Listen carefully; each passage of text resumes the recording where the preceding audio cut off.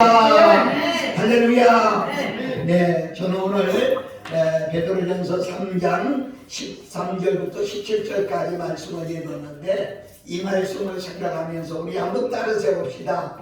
성도답게 삽시다. 성도답게 삽시다. 다시 한번요. 성도답게 삽시다. 성도답게 삽시다. 예, 제가 80년대 저 강원도 정선 고안이라는 데 부흥회를 갔었어요. 제가 멋쟁이잖아요. 하얀 양복을 입고 갔는데요. 집회 끝나고 오는데 하얀 양복이 검정 양복 된 거 아세요? 왜? 탄광초이니까. 저도 그때 그런 얘기 했어요. 검정 시냇물을 받느냐고 묻고 싶거든. 나한테 물어라. 나는 받다. 왜냐면 시냇물이다. 흐르는 물이다. 검정색으로 변하는 거예요. 탄가루가 막 쏟아져가지고. 이런 탄광촌에 한 사람이 방문을 했습니다. 그 안내자가 안내를 하는데 갱이라고 하면 이 탄을 파는 불이에요. 불 속에 들어가려고 하는 입구에 아주 하얀하게 예쁜 꽃 한 송이가 피어있는 것을 봤어요. 그래서 깜짝 놀래가지고 아니 이런 탄광에 이 새까만 가루가 날아다니는데 어떻게 이렇게 백합같이 하얀 이런 꽃이 피어 있을 수 있느냐 이렇게 물으니까 안내자가 하는 말이 그러면 저 바닥에 쏟아진 새까만 석탄가루를 한 주먹 쥐어서 꽃에다가 뿌려보세요. 그래서 그걸 딱 쥐어서 꽃에다가 딱 뿌렸는데 너무 신기한 건 꽃이 그게 묻어야 정상이잖아요. 그런데 그 가루는 바닥에 다 떨어지고 꽃은 그대로 참 이렇게 여기도 참 아름다운 꽃이 있습니다만은 이렇게 하얀하게 이렇게 꽃이 있더라는 거예요. 참 이상하다 하고 꽃을 이렇게 만져보니까 꽃이 너무 부드럽고 그리고 표면이 너무 미끄럽고 이래서 새까만 가루도 묻어 있을 수 없이 바닥이 다 떨어지고 그렇게 꽃만 하얀하게 예쁘게 펴 있더라 이렇게 이야기하더라는 거죠. 네, 소중한 얘기입니다. 저는 오늘날 세상의 성도들이 이렇게 살아야 된다 이런 얘기를 좀 하고 싶은 거예요. 세상에 아무리 탄가루같이 검고 지저분하고 추악해도 적어도 예수 믿는 우리 많은 성도들께 살아야 되지 않느냐 이런 말씀을 드리고 싶어요. 제가 성경 한 구절을 제시해 드리려고 하는데 창세기 6장 8절을 보겠습니다. 창세기 6장 8절 한번 읽어볼게요. 시작. 그러나 노아는 여호와께 은혜를 입었더라. 노아의 시작은 이러하니라. 노아는 의인이요 당세에 완전한 자. 그가 하나님과 동행하였으며 그가 셈과 야벳이다. 아멘. 저는 여기서 다른 걸 보려고 하지 않아요. 노아는 당대의 의인이었더라. 하나님의 은혜를 입었더라. 그 시대가 어느 시대입니까? 시집가고 장가가고 먹고 마시고 이래서 하나님이 화가 나가지고 이거 내가 이러려고 인간 만드는 게 아닌데 그래서 조금 더 읽어보면 하나님이 후회했다 한탄했다 그래서 에이 안되겠다 땅에서 다 쓸어버리겠다 이런 상황 속인데도 노아만은 의인이라 거기 휩쓸려 살지 않고 아까 얘기한 탄광의 한 송이 백합같이 이렇게 예쁜 꽃같이 살았다는 거지. 오늘날 우리는 뭐라고 말합니까? 세상이 다 그런데요. 어떻게요? 이렇게 핑계댈 때가 많습니다. 그러나 그 중에서도 적어도 예수 믿는다고 하는 우리는 여러분 장로님 맞아요? 권사님 맞아요? 집사님 맞아요? 최소한 직분 가진 자만이라도 성도답게 살아야 되지 않겠나. 아멘. 이게 얼마나 소중한 일인지 본능 들고요.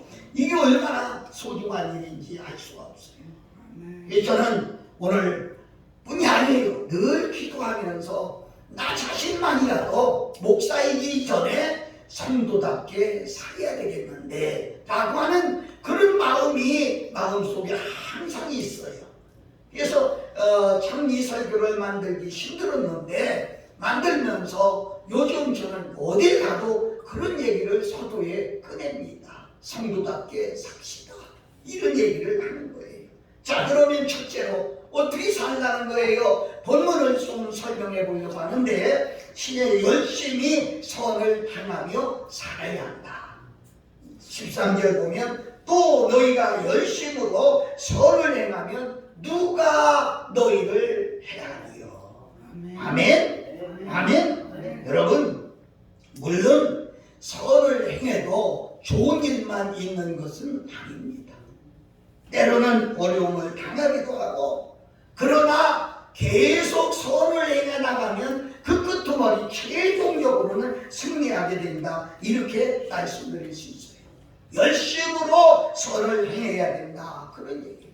여러분, 게으름은 악마의 일터란 말이 있어요. 특히 선에 대한 열정이 사라진 영적 게으름이 우리에게 얼마나 큰 문제인지 몰라요. 어느 날 교회에서 누나와 동생이 함께 예배를 드리고 있어요. 근데 동생이 예배에 집중하지 않고 장난감만 가지고 놀고 있어요.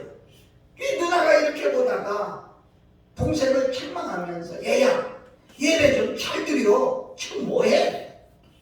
그러니까 동생이 투덜대며 하는 말이 너무 지루해. 예배가 너무 지루해. 어린아이가 그랬어요.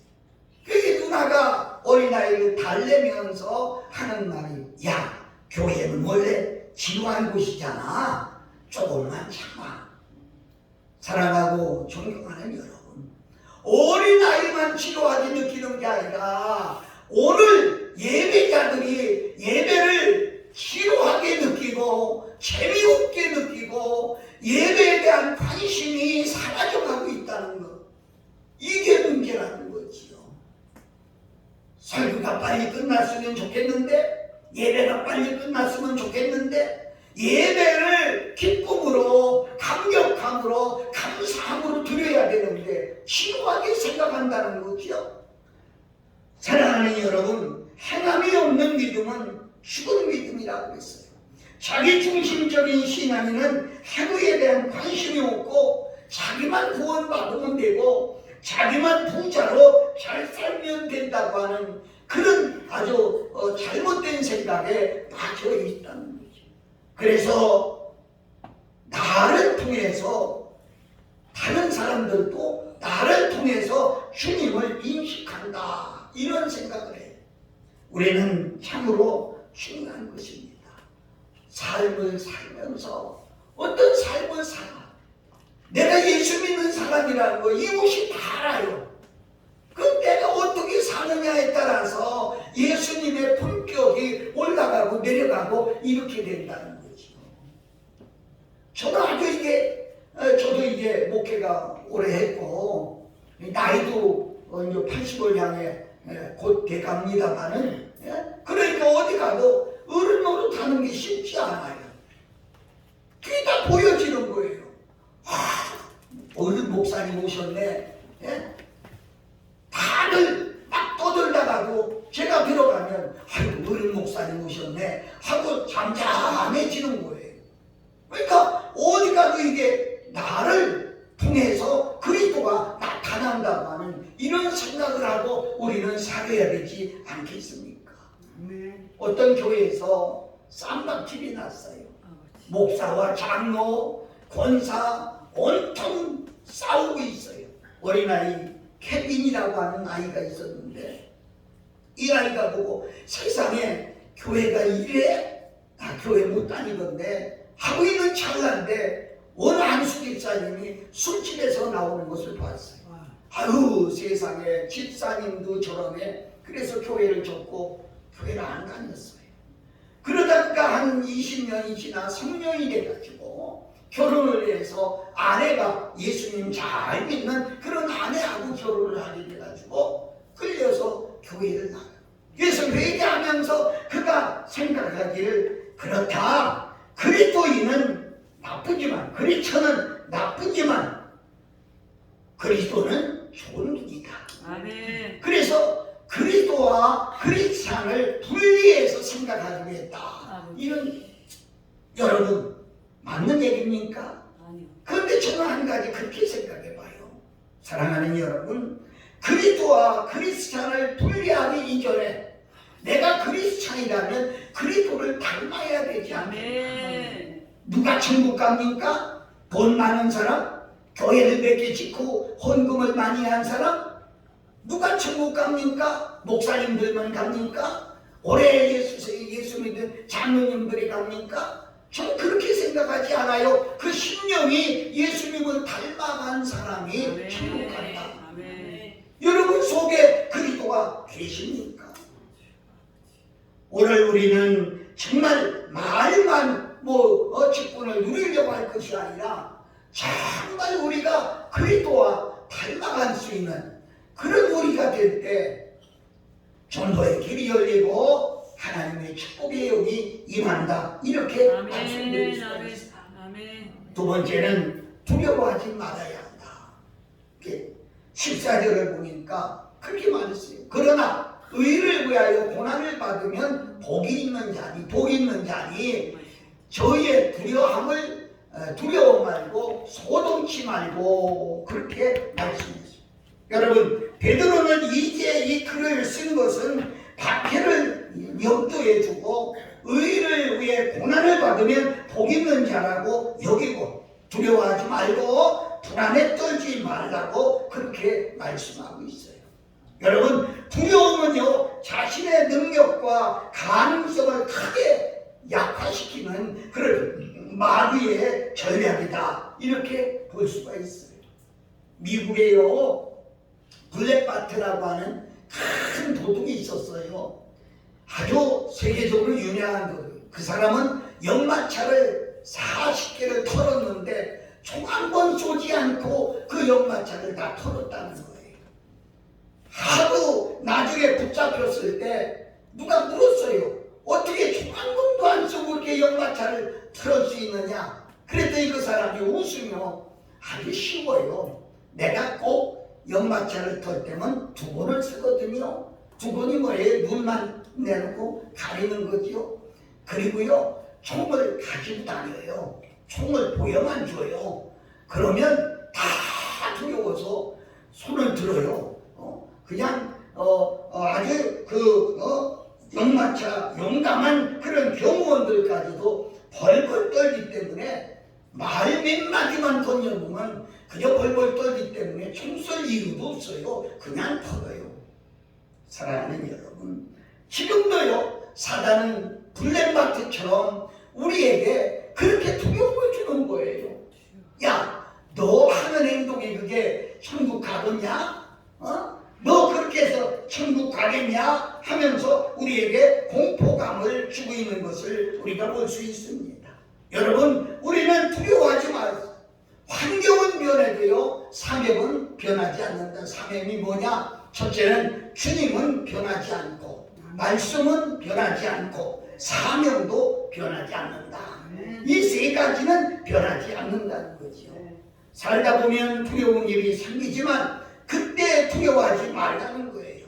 항상 미소를 잃지 말고 주님이 주신 축복과 주님의 일을 생각하며 우리는 감사하고 기뻐하는 생활을 해야 된다. 여러분 공포의 불안과 두려움, 또 여기 보면 큰 소리만 소동만 피고 그랬는데 이렇게 설명하면 쉬울까요? 옛날에 우리 아들 녀석이 잘못해서 이 손가락을 조금 폈어요. 뭐 피나는 정도야. 별로 큰 것도 아니야. 그런데 애 엄마는요 난리가 났어요. 난리가 났어요. 이거 여보 큰일 났어. 제일 빨리 병원에 가야 돼. 손 좀 봐 이러면서 울음만 막 난리가 나서 소동을 폈어요. 그게 내가 왜 이래? 그까짓 그 붕대 감아주면 되지. 근데 병원에 가야지. 붕대만 감아가지고 난리가 났어요. 괜히 소동 피는 거예요. 아무것도 아니에요. 아무것도 아니에요. 여러분, 지금 사단은 우리에게 어떤 이런 설명 한 번 더 해볼까요? 여러분 혹시 공포 영화 봤어요? 옛날에 어떤 박람회를 갔는데 공포의 불이라고 이래 불을 이제 그것도 그냥 가는 것도 아니야. 그것도 돈 내고 가는 거야.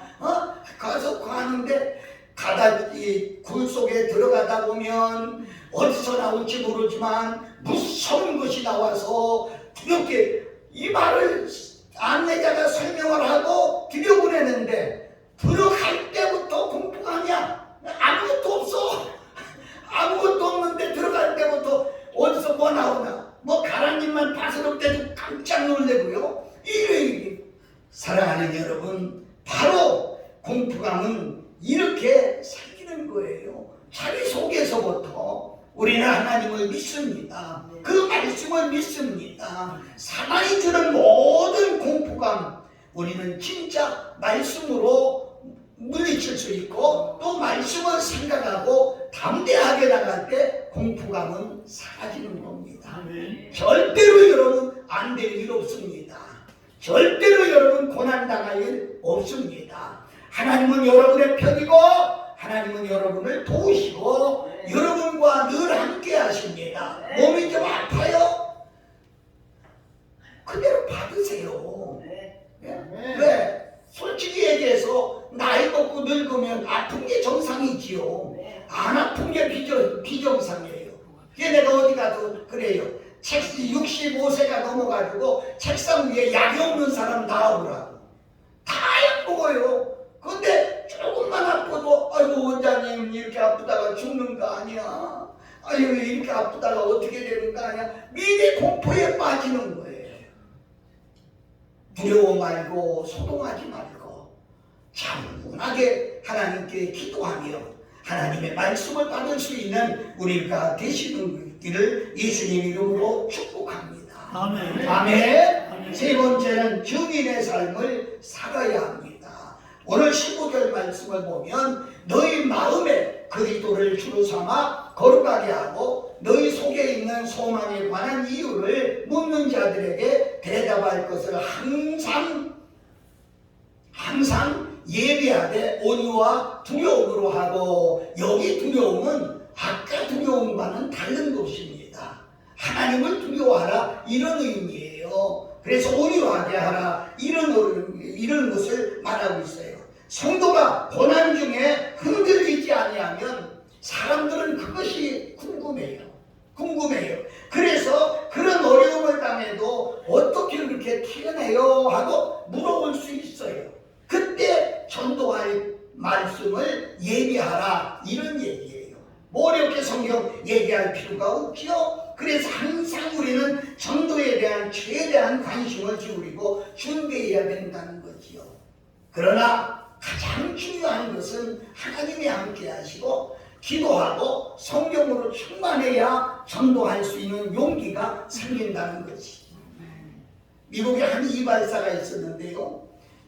그가 어떤 부흥회에 갔다가 전도의 도전을 받았어요.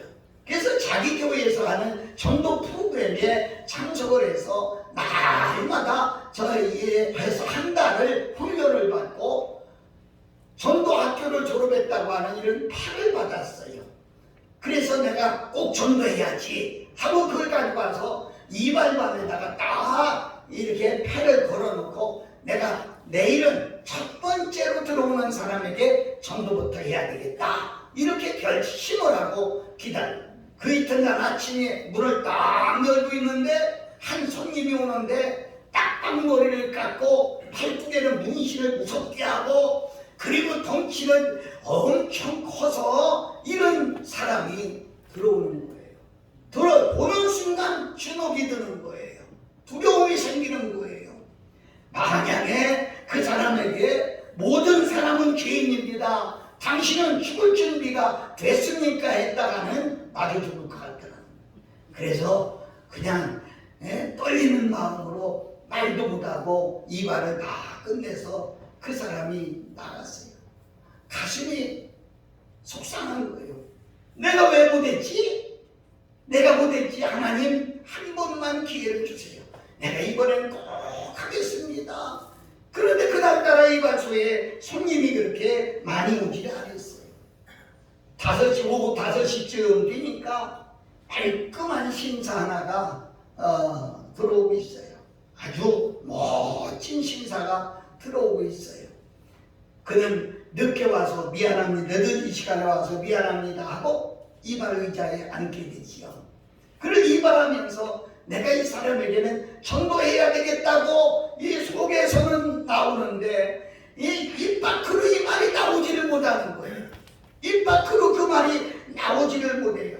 아이고 어떡하지 해야 하는데 어떡하지 해야 되는데 머리를 다 깔고 면도를 하기 위해서 면도칼을 지금은 우리가 그냥 카트칼 날로 쓰지만 옛날에는요 이발소가면 생각나나요? 혁기를 걸어놓고 덥덥게 문질렀어요. 갈았어요. 그 칼을 갈면서도 머리에는 생각나고 가슴에는 생각나는데 이걸 말할 용기가 안 생기는 거예요. 어떻게 이 사람 나가기 전에 전도해야 되는데 면도칼을 얼굴에 대면서 문득 튀어나온 말이 당신은 죽을 준비 됐어? 하고 소리를 내쳤다고 그래요. 여러분 제가 드리려고 하는 얘기는요 전도는 참 힘들지요. 그러나 중요한 것은 전도는 성령 충만해서 나갈 때 가능하다는 거죠. 그리고 오늘날 전도에 대한 그런 얘기들이 얼마나 많이 있습니까? 얼마나 신문마다 얼마나 많이 기록이 되어 있고 또 전도에 대한 그런 훈련도 얼마나 많이 하고 있습니까? 그러나 중요한 것은요 전도 방법이 중요한 것이 아니라는 거예요. 가장 중요한 것은요 주님의 본을 따라 사는 거라는 거예요. 우리나라 속담에 그런 말이죠. 한 사람의 몸은 10사람을 안다고요. 여러분 한 사람 한 사람이 예수님의 그림자라는 거야. 예수교회의 그림자라는 거야. 여러분 한 분 한 분이 예수실버 타운의 그림자라는 거야. 공원일에 나가서 누가 하자 싸움이 벌어졌다고 생각해봐요. 어디서 왔어요? 나 요 앞에 예수실버 타운에 살아요. 거기 있는 사람은 다 당신 같은 모양이지? 이렇게 말하는 거예요. 한 사람이 중요하거든요. 그 내가 하는 한 말이 예수실버타운의 얼굴이 돼버리고 마는 거야. 더 나아가서 원장님 얼굴에 먹칠을 버리고 마는 거야. 더 나아가서 예수님 얼굴에 먹칠을 버리고 마는 거야. 이거 얼마나 우리 그런 얘기 하지 않습니까? 저 아이는 도대체 씨가 있느냐고. 그러면 이게 누구의 자식인 것이 더 중요하다 이렇게 말씀드릴 수가 있는 거라 이렇게 여러분에게 말씀드릴 수 있습니다. 잘 들으세요. 전도는요 라이프 스타일이지 프로젝트가 아니라는 거예요. 우리의 관심은요 프로젝트에 두지 말고 사람에게 두어야 된다. 그렇게 말씀드릴 수 있어요. 그처럼 이게 전도에 대한 관심은요 우리가 너무 중요하다는 거죠.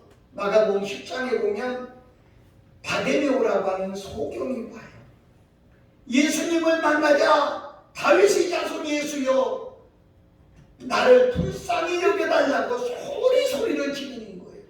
그때 제자들과 지나가던 사람은 잠잠하라고 그를 자꾸 전제시킵니다. 근데 예수님은 그를 내게로 데려와라. 내가 하려고 하는 얘기는 무슨 얘기예요?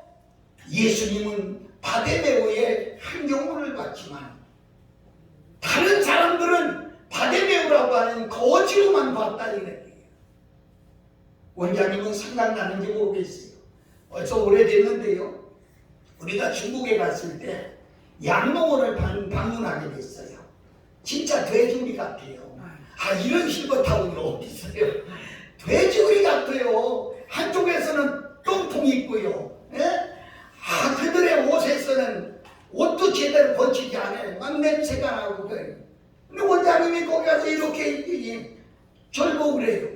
목사님, 이 양로원하고 우리가 자매 결혼을 좀 맺고 싶어요. 그래요.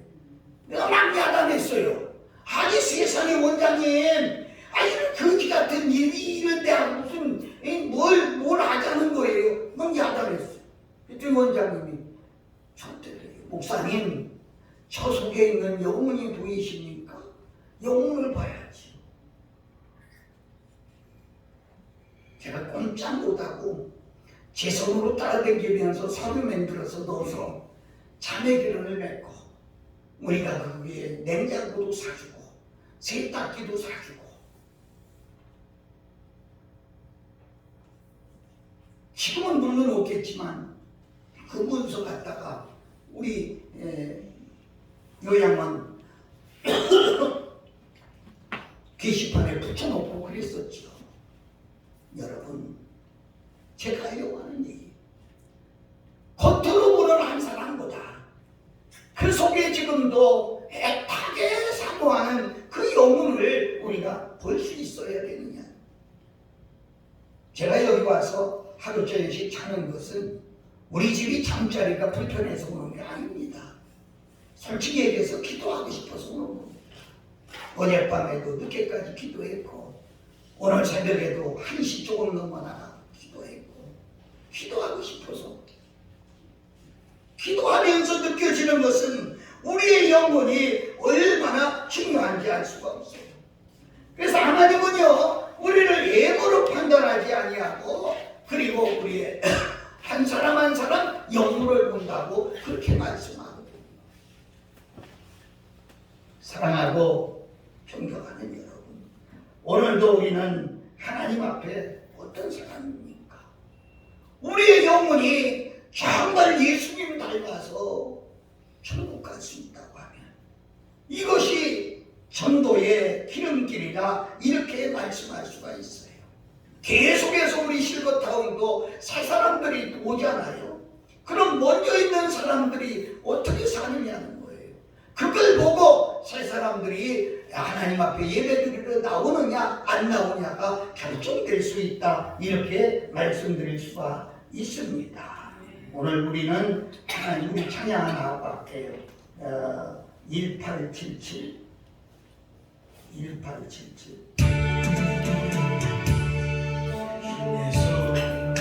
나의 동산 내 맘속에 동력함을 간신사 가을 감고 활짝 피는 애떡 같아 그 안에서 이 생명 일어나는 노래가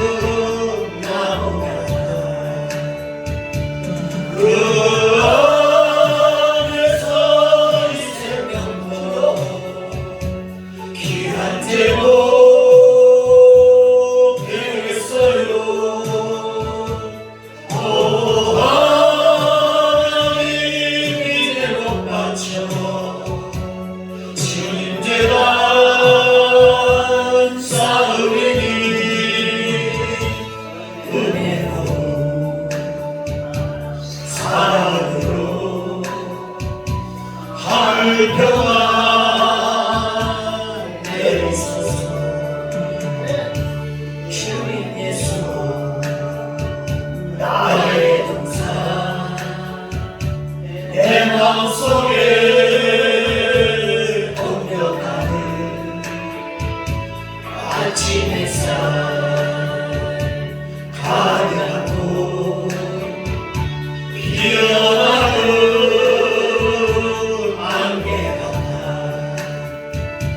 그 안에서 이 생명은 맑은 영혼 되겠어요. 오 하나님 이 영혼 바쳐 진제단 쌓으리니 은혜로 사랑으로 하늘 평화 내리소서. 그렇습니다.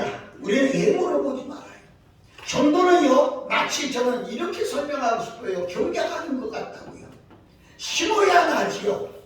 그리고 심는다고 끝나는 게 아니라 심으면 물 줘야지요. 그리고 농약도 쳐야지요. 계속 가꿔야지요. 이틀에 한 번씩 잡초를 뽑아야 되지요. 그처럼 전도는 어려운 일이지만, 그러나 우리 성도는 전도라는 최대의 사명에 몸과 마음과 물질과 시간을 다 드려야 될 줄로 믿습니다.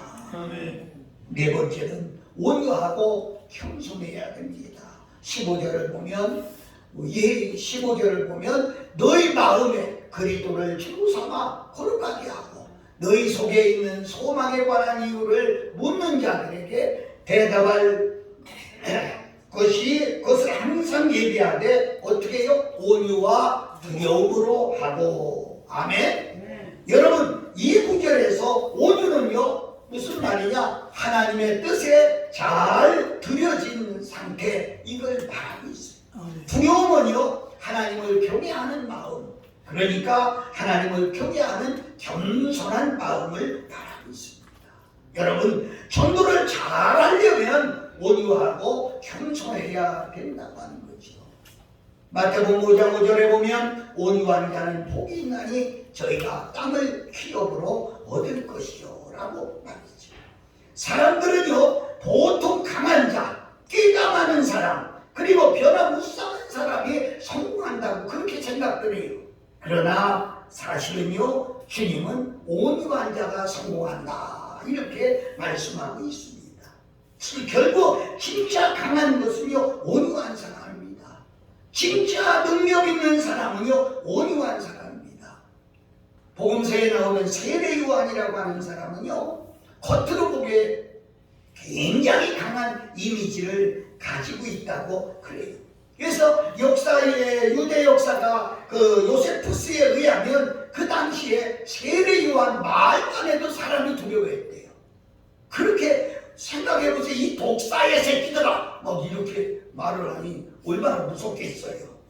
이 독사의 새끼들아 막 그러니까 이 세례 요한 말만 해도 벌벌 떨었다고 해요. 그런데요 사실은요 세례 요한이 얼마나 겸손했는지 한 번은 제자들이 나갔다 오더니 선생님 예수라고 하는 사람이 요단강에서 지금 세례를 주고 있습니다. 그러니까 그분은 그렇게 말했어요. 그분은 흠해야 되겠고 나는 세워야 된다. 아멘. 나는 그분의 길을 예비하는 광야의 목소리뿐이다. 이렇게 겸손.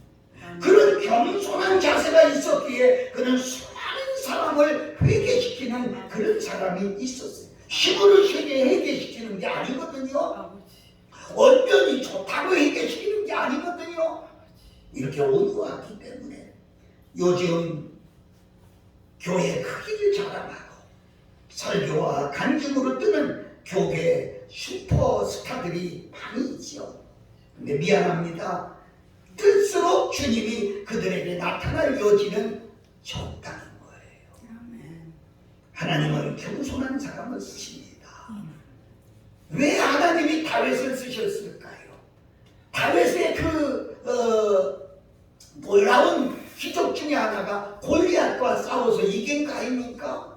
아마 오늘날 같으면 내가 골리앗과 싸워서 이긴 사람이요 하고 난리가 났어요. 그런데 그는 시편을 그렇게 많이 썼어도 골리앗과 싸웠다고 하는 간증은 성경 어디도 안 했어요. 어디도 안 했어요. 그리고 그는 겸손했어요. 여러분, 그런 의미에서 우리는 간증도 조심해야 된다는 거죠. 잘못하면 간증이 자기 자랑이 될 수가 있다고 하는 거죠. 여러분, 성도는 어떤 놀라운 체험을 해도 자신이 무엇이 된 것처럼 착각하지 말아야 된다는 거예요. 어떤 놀라운 체험을 해도 자신이 항상 나는 겸손하게 하나님의 자녀, 내가 한 것이 아니라 하나님이 하게 하셨어. 하나님이 하셨어. 이런 자세가 우리에게 필요하다는 거죠. 가장 중요한 것은요, 성령 충만한 사람일수록 정상적인 보통 사람이 되어야 된다. 그렇게 말하고 싶어요. 디모데전서 1장 15절에 보면 바울은요, 누굽니까? 삼층천까지 갔다 온 사람이에요. 누굽니까? 손수건만 들어도 기적이 나타나는 사람.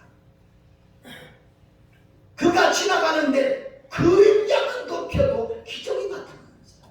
근데 그가 뭐라고 한 줄 아세요? 나는 죄인 중에 기수다.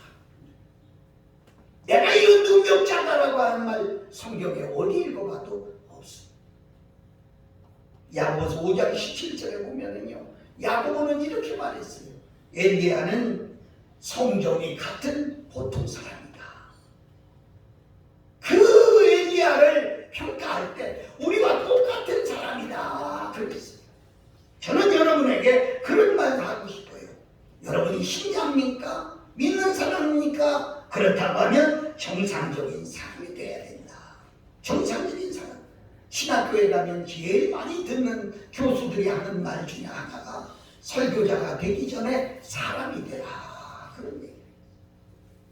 정상적인 사람이 되라는 거예요. 이게 우리에게 얼마나 정상적인 사람이 돼서 그리스도를 따라 살고 그리스도를 본받아 사는 이 사람이 신실한 전도자라는 거, 이렇게 말할 수 있어요. 사랑하는 여러분, 여러분과 내가 땅에 사는 날 동안 하나님 앞에 신실한, 뛰려고 하지 말고 정상적인 사람이라. 제가 요즘 집회를 많이 나갑니다만 우리 후배 하나는요, 목사님 따라다니면서 배우겠습니다. 그리고 제가 집회하는 데는 다 따르는 그런 사람들이 생겼어요. 내가 늘 하는 소리야. 튀려고 하지 마라. 정상적인 사람이에요. 이흠이 목사 봐라. 그냥 정상적인 사람같이 사니까 미스컴에서 때리지 않지. 미스컴에 조금 또 봐라. 그러면 또 발리발리 찢어붙이지. 여러분과 내가 신앙 안에서의 정상적인 사람이 다 되시기를 예수님의 이름으로 축복합니다. 아멘. 마지막으로 선한 양심을 가지라. 오늘 16절 보니까 선한 양심을 가지라. 이는 그리스도 안에 있는 너의 선행을 욕하는 자들로 그 비방하는 일에 부끄러움을 당하게 하려 함이라. 아멘. 여러분, 이 말은요, 까닭없이 비방을 받아도 양심이 떳떳하게 살면 선한 양심을 따라 묵묵히 살라는 거지요. 그러면 반드시 진리가 드러나서 욕하던 사람들이 결국은 부끄럽게 된다, 이런 얘기예요. 17절에 보면 선을 행함으로 고난받는 것이 하나님의 뜻일진데 악을 행함으로 고난받는 것보다 나으니라. 아멘. 우리 아멘 한번 해봐. 아멘. 아멘. 이 구절은 선을 행해도 고난이 있음을 말하고 있습니다. 그러나 그때도 선한 양심을 따라 살면 반드시 좋은 일이 생긴다, 이런 말씀입니다.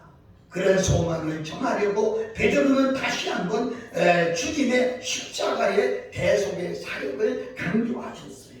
18절 19절에 보니까 한번 읽어봅시다. 18절 19절 길어도 좀 읽읍시다. 그리스도께서도 한 번 죄를 위하여 죽으사 의인으로서 불의한 자를 대신하였으니 이는 우리를 하나님 앞에서 인도하려 하심이라. 육체는 죽임을 당하시고 영으로는 살리심을 받았으니 한 절 더 저가 또한 영으로 목에 있는 영들에게 전파하시니 아멘. 여러분 참 이게 난해한 구절인데요.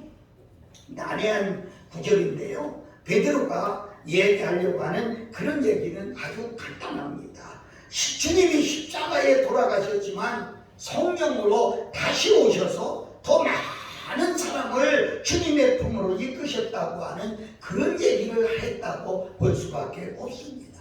결국 주님은 십자가를 치고 어떻게 되셨습니까? 본문 22절에 보면 부활승천하셔서 하나님 우편에 계시고 그리고 모든 만물이 주님께 무릎을 꿇고 순복했다고 되어 있습니다.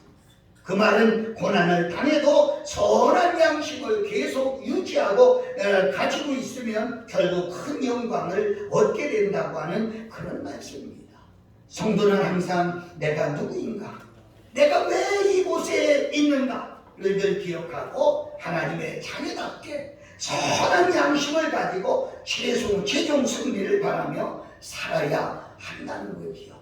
여러분과 내가 늘 선한 양심, 우리 속에 양심이 있습니까? 너 양심 있어? 그러잖아요. 원래 양심은 한문으로 쓰면 어딜 양자 마음심자 어딜 마음이 양심입니다. 더 나아갈까요? 이 말씀은요 하나님의 형상입니다. 하나님은 어디 마음이라는 거예요. 여러분 속에 하나님의 형상이 들어있다고 하면 우리는 참 사랑하는 여러분 이 말 잊어버리지 마세요. 여러분은 하나님의 거울입니다. 여러분을 보면서 하나님을 보는 거예요. 아시겠어요? 장로님을 보면서 하나님을 보는 거예요. 권사님을 보면서 하나님을 보는 거예요. 목사님을 보면서 하나님을 보는 거예요. 이게 너무 소중하잖아요.